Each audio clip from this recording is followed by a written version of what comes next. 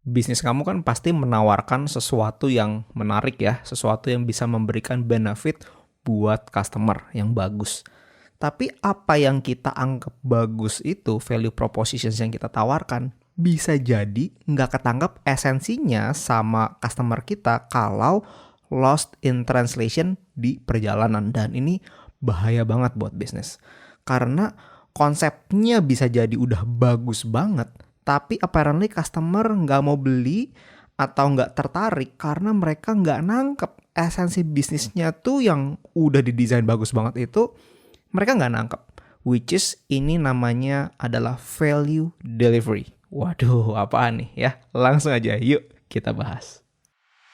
Halo, saya Michael Handi, co-founder dari bubblebubble.com dan dosen praktisi bisnis di Prasmo. Dulu, waktu pertama kali membangun bisnis, saya mengalami banyak jatuh bangun. Gak tahu mau tanya siapa dan banyak bingungnya. Karena bisnis itu ternyata tidak semudah teori yang dipelajari di kuliah dan di buku. Podcast ini akan memberikan kamu strategi yang praktikal, tips dan trik sederhana mengenai bisnis dan digital marketing yang relevan dan langsung bisa diaplikasikan di bisnis yang sedang kamu kembangkan atau rencanakan. Sehingga kamu berani melangkah untuk mencapai kesuksesan yang kamu mimpikan. Kalau kamu ingin membangun bisnis yang bukan hanya sesuai dengan passion kamu, tapi juga bisa memberikan positive impact ke banyak orang, kamu berada di channel yang tepat. So, are you ready? Yuk kita mulai. Let's go! Hai brave entrepreneurs, how are you today? Ayo berani lakukan hal-hal baru di luar comfort zone kamu ya. Do something different to get different results. Kalau kamu punya konsep bisnis yang bagus banget ya, kamu punya bisnis nih, kamu desain kan, oke, gue pengen bikin bisnis yang begini begitu, yang kamu di bayangan kamu nih udah kebayang, wah ini bakal bagus banget, pasti kalau gue jual ini customer bakal happy banget, bakal seneng banget, pasti akan ngerasa manfaatnya gitu ya. Jadi kamu udah pede banget gitu ya. Nah, tapi kalau konsep yang kita bayangin itu nggak nyampe ke benaknya calon customer kita, segmen customer yang kita tuju, ya itu akan membuat segmen customer kita yang nggak ngerti gitu ya. Kita punya konsepnya udah canggih gitu ya, udah bagus ya. Tapi kalau mereka nggak nangkep, segmen customer kita nggak nangkep, ya mereka kan juga bertanya-tanya gitu kayak, kenapa sih mesti beli dari kamu gitu kan. Itu adalah sesuatu yang sangat-sangat penting dan bisa menjadi salah satu penyebab kenapa sebuah bisnis itu nggak bisa take off gitu ya, nggak bisa laku. Karena walaupun konsep bisnisnya bagus dan menentukan segmen customer-nya juga udah tepat, tapi kalau value delivery-nya ini kurang pas atau banyak, istilah saya tadi lost in translation gitu, banyak kebocorannya, ya itu ya nggak nyampe juga gitu ya. Nah, perjalanan dari konsep bisnis yang ada di benak kita sampai konsep bisnis itu diterima oleh segmen customer kita ya, itu disebut dengan value delivery. Oke. Nah, realistisnya memang value delivery itu sangat sulit untuk bisa sampai 100% ke customer ya. Di dalam perjalanannya pasti ada aja kebocoran gitu ya. Tapi ya karena kita nggak bisa hindari hal itu, setidaknya kita pengen mayoritas dari value yang kita berusaha untuk tawarkan itu paling nggak nyampe gitu ya. Jadi itu yang kita harapkan. Oke, nah nanti saya akan jelasin tips and triknya gimana caranya. Tapi saya pengen bahas konsepnya dulu biar kamu benar-benar nangkep value delivery ini apa sih. Ya, saya kasih analogi kira-kira seperti ini ya. Misalnya di sebuah desa ya, ada mata air ya, misalnya mata airnya jaraknya let's say 1 kilo deh dari desa tersebut, let's say gitu ya. Nah terus masyarakatnya nih bawa ember gitu ya untuk ngambil airnya nih dari mata air tersebut yang jarak 1 kilo ke desanya. Oke, nah misalnya diambil nih ya, waktu embernya itu diisi sama air bener-bener penuh banget, full banget ya. Misalnya satu ember isinya anggaplah 10 liter ya. Bener-bener 10 liter pas nyampe datar gitu ya. Nyampe full gitu ya. Nyampe full 10 liter gitu ya. Nah, kemudian dibawa embernya. Tapi pas nyampe ke desa itu ya, bisa jadi airnya udah nggak persis 10 liter lagi ya. Misalnya tinggal 9,5 liter gitu atau 9,8 liter ya. Ada yang berkurang. Kenapa? Kok bisa? Ya bisa aja misalnya pas lagi di jalan ya, karena embernya ini yang dibawa ini nggak ada tutupnya ya kan, digotong nih ya. Terus karena goyang-goyang gitu ya, jadi ada yang spill tumpah misalnya begitu ya. Atau pas lagi di jalan karena cuacanya panas gitu ya, ada yang menguap misalnya airnya, jadi ada yang berkurang sedikit ya. Atau mungkin misalnya lagi dalam perjalanan gitu, embernya ada bocor tipis-tipis misalnya gitu ya. Jadi airnya berkurang ya, ataupun alasan-alasan lainnya ya.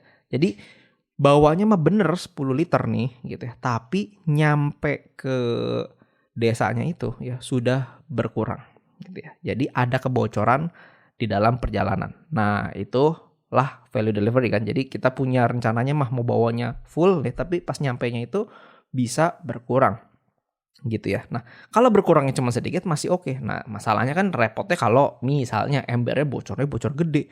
Ya dari 10 liter nyampe ke desanya tinggal 1 liter gitu. Akhirnya kan jadi sia-sia tuh perjalanannya gitu ya. Nah, itulah yang pengen kita pastikan di dalam bisnis kita, kalau value delivery yang kita lakukan gitu ya, dari konsep bisnis nyampe itu ke segmen customer kita tuh bener-bener maksimal ya. Kalau ada pun kebocoran itu bener-bener minimal banget.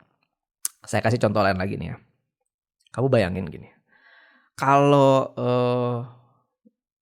es krim ya, misalnya yang jual gelato deh, atau yang jual es krim ya es krim apapun deh, misalnya punya stall es krim ya, misalnya kamu punya jualan stall es krim, oke. Kalau es krimnya itu kamu kirim ya, delivery nih ya, misalnya pakai ojek online gitu ya ke customer kamu. Kalau es krimnya itu diantar, kemudian ini misalnya kamu punya es krimnya nih dengan berbagai konsep lah ya, misalnya gitu. Ini adalah gelato with high quality ingredients ya. Misalnya coklatnya pakai coklat dari Swiss ya, susunya pakai susu apa misalnya gitu ya. Terserah lah apa. Kamu punya konsep es krim tertentu yang bener-bener menarik banget nih, misalnya gitu ya. Terus pas customer pesan, misalnya pesan dari ojek online, pas nyampe ke rumahnya gitu ya, itu bukan menjadi es krim, tetapi menjadi krim aja, maksudnya nggak ada esnya karena udah leleh ya. Misalnya kamu bikin bentuknya tuh menarik ya, pakai kon ya, konnya dari apa gitu, tapi nyampe ke customernya udah berantakan semua, udah konnya udah nggak karuan bentuknya, ice creamnya juga udah bukan ice cream tapi tinggal krim aja yang udah berantakan kemana-mana misalnya gitu. Nah, kalau itu yang terjadi kan, artinya apa? Si segmen customer itu nggak dapet value-nya kan gitu ya. Padahal mah kita udah mikirin ya di dalam konsepnya, oke, gue pengen bikin ice cream yang begini-begini, yang rasanya misalnya dalam satu cone itu bisa ada 3 rasa dan premium ingredients, kemudian cone itu dari bahan apalah. Tapi pas nyampe cone-nya udah nggak berbentuk, rasanya juga udah campur aduk dan nggak dingin misalnya gitu. Jadi itu adalah contoh ekstrim value delivery yang gatot ya, gagal total gitu. Nah, jadi kita tuh perlu memastikan kalau value propositions yang kita punya ya, kita punya konsep bisnis apa nih yang menurut kita bagus, itu kita mesti make sure nyampe ke customer gitu. Nah, ini adalah hal yang banyak terlewat dalam sebuah bisnis. Konsepnya mah udah bagus ya. Kesalahan pertama biasanya kan segmen customer-nya salah. Nah, tapi kita udah bahas kan menentukan segmen customer di episode yang sebelumnya. Nah, tapi kalau menentukan segmen customer-nya udah bener tapi masih gagal juga atau masih belum laku juga, nah bisa jadi masalah berikutnya adalah dari value delivery-nya ini. Konsepnya udah bener, segmen customer-nya udah bener, tapi nggak nyampe message-nya ke segmen customer itu. Nah, so gimana caranya kamu bisa pastiin customer kamu tuh bener-bener nangkep konsep bisnis kamu? Oke, ada 3 step sederhana yang saya ingin share di episode kali ini. Yang pertama adalah gini, buatlah komunikasi dengan simple dan jelas ya. Namanya komunikasi itu nggak boleh terlalu ribet yang orang tuh mesti figure out dulu, mesti ada teka-tekinya dulu ya gitu. Nah, asumsinya itu adalah customer kita tuh bener-bener nggak tahu sama sekali dong, ya harus begitu ya. Nah, ini adalah jebakan yang seringkali dialami dan saya bisa bilang mungkin klien-klien saya itu mengalami hal ini gitu ya. Jadi saya sering remind bagian ini ya. Jadi asumsinya tuh udah ngerti, ya kan udah jelas dong kan model begini. Kenapa begitu? Karena si business owner-nya itu ya siang malam mikirin bisnis ini, jadi udah bener-bener hafal di luar kepala konsepnya, akhirnya jadi mengasumsikan bahwa orang lain juga memiliki pemahaman yang sama dengan dirinya gitu ya. Nah, padahal itu salah banget kan gitu. Kita mengasumsikan orang lain tuh udah tahu. Jadi waktu kita melakukan komunikasi dalam bisnis kita, rule of thumb-nya itu sebetulnya dalam brand communications ya, itu sederhana. Kira-kira gini, asumsikan kalau kamu nih ngejelasin bisnis kamu nih ke anak SD yang belum pernah tahu produk kamu. Nah, asumsinya harus seperti itu. Jadi harus yang simple, harus yang mudah dipahami gitu ya. Kalau jangankan anak SD tapi grown up aja nggak ngerti, ya kacau kan gitu ya. Apalagi sama dewasa, pemahaman orang kan beda-beda, ada yang lebih cepat nangkep, ada yang enggak. Nah, kalau kita mau memastikan bahwa value delivery-nya itu mayoritas bisa nyampe gitu, kita harus asumsikan gitu dulu. Kita nggak boleh asumsikan segmen customer kita tuh terlalu pinter gitu ya. Ya kalau yang pinter cepat nangkep oke, tapi kita harus buat yang sesederhana mungkin. Dan ini bisa tercermin lewat banyak hal, baik itu dari packagingnya gitu ya. Mungkin ada keterangan di produknya, ya kalau bentuknya produk ya.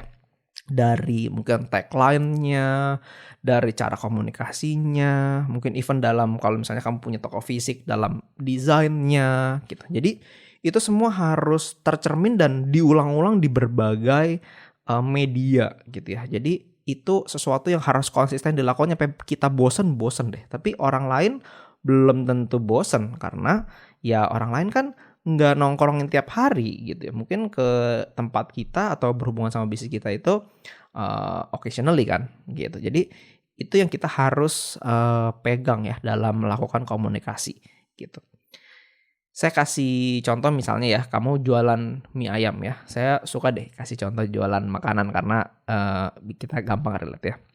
Misalnya let's say kamu jualan mie ayam dan value kamu adalah kamu bikin mie ayam dengan ayam kampung yang bukan sekedar ayam kampung, tapi ayam kampungnya itu ayam kampung probiotik, gitu. Jadi dia tidak dikasih obat-obatan, tidak dikasih antibiotik, tidak disuntik, gitu ya. Benar-benar natural ya, berkembangnya natural, bahkan nggak dikandangin, misalnya let's say kayak gitu. Nah, karena kamu punya value bisnis yang seperti itu, ya kamu pakai ayamnya benar-benar ayam yang pilihan, gitu.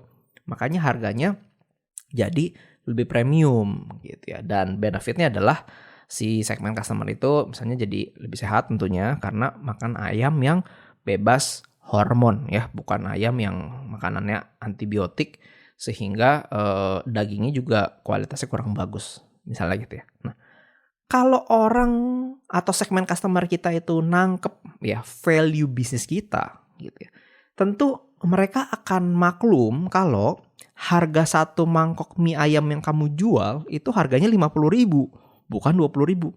Kenapa? Karena kosnya juga mahal ya. Beli ayam negeri yang biasa sama beli ayam kampung, dan ayam kampungnya bahkan ayam kampung yang probiotik, ya jelas harganya berkali-kali lipat gitu ya. Bisa hampir 3 kali lipat even harga raw materialsnya aja gitu ya.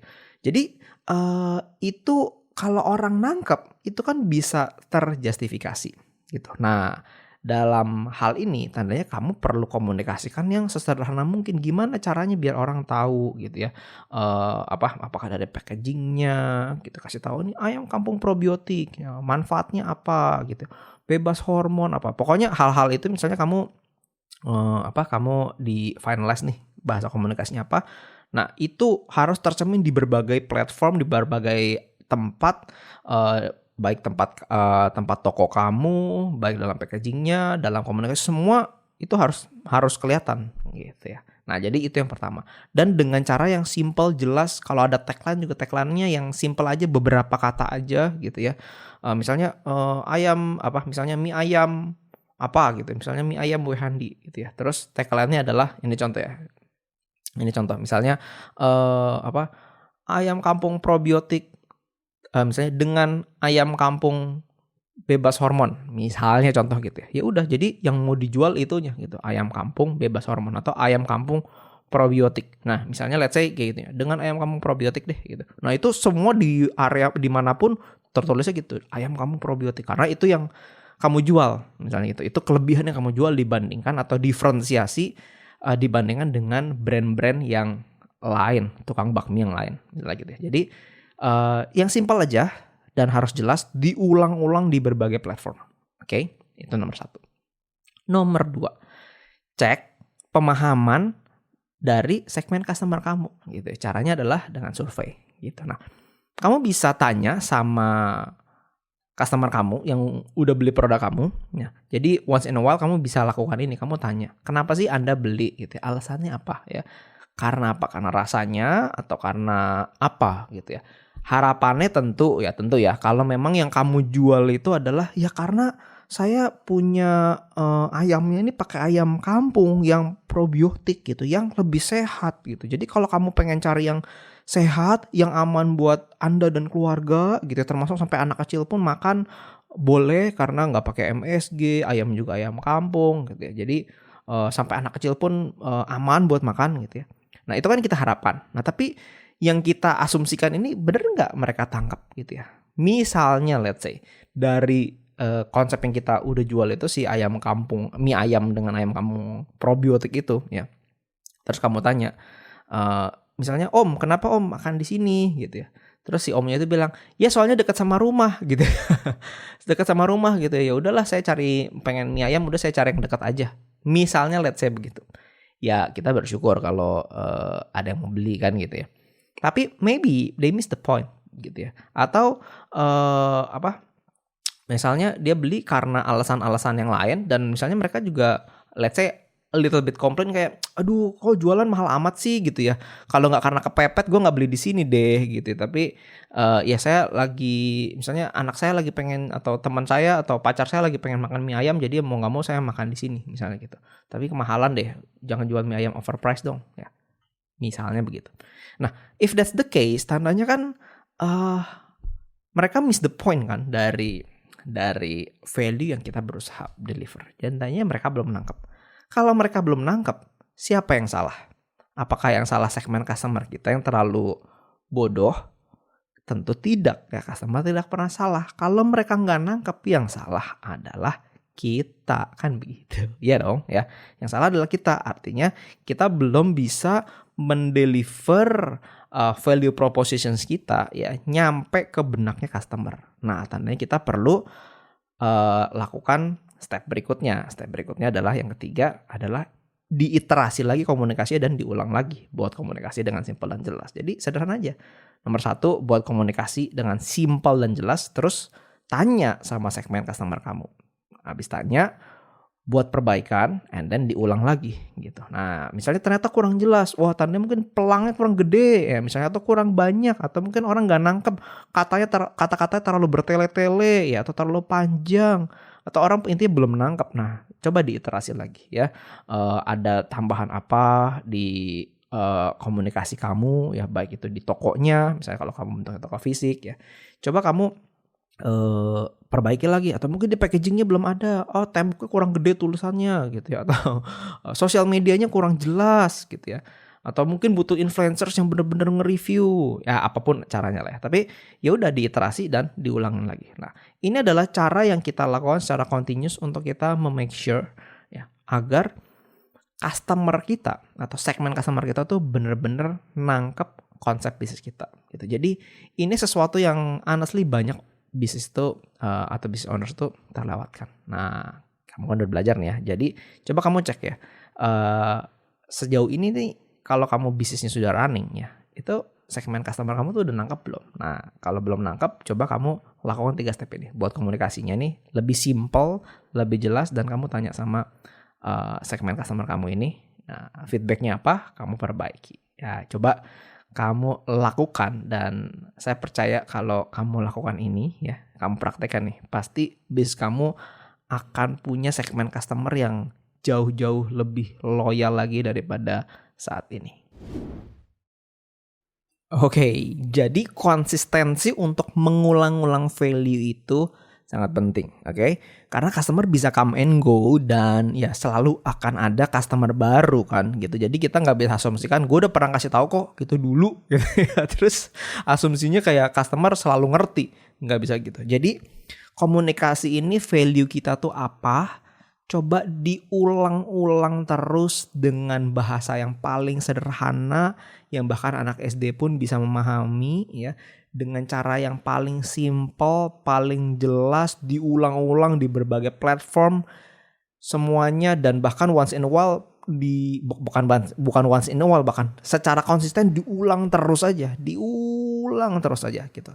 Dan itu adalah sebuah keharusan sih menurut saya, agar segmen customer kita itu benar-benar memahami gitu. Dan once in a while coba tanya mereka nangkap nggak. Kalau belum nangkap, diiterasi lagi, diperbaiki lagi bahasa komunikasinya, dibuat lebih sederhana lagi, dibuat lebih simpel lagi gitu ya. Mungkin lebih kelihatan lagi value-nya di dalam bisnis kamu gitu ya. Nah, itu sesuatu yang kita iterasi terus, nyampe bener-bener simpel, bener-bener sederhana, bener-bener orang mudah banget untuk nangkep. Oh, bisnisnya jualan ini toh, dan ini toh kelebihannya dibandingkan yang lain gitu ya. Nah, coba kamu praktekkan ya di dalam bisnis kamu. Ini akan sangat-sangat bermanfaat. Oke. Thanks ya kamu udah dengerin podcast Berani Melangkah episode ini. Semoga kamu bisa mendapatkan insight yang bisa segera kamu terapkan. Kalau kamu belum pernah support podcast ini dengan memberikan rating bintang 5 dan berikan komen hal penting apa atau hal apa yang kamu dapatkan dari episode ini ya. Hal ini akan membantu agar podcast ini bisa menjangkau ke teman-teman lain yang membutuhkan. Please also share episode ini ke teman-teman yang sedang berjuang untuk mencapai mimpi memiliki bisnis yang sukses. Yuk berani melangkah untuk bisa mencapai kesuksesan yang kamu mimpikan. Sampai ketemu di episode selanjutnya ya. For now, take care.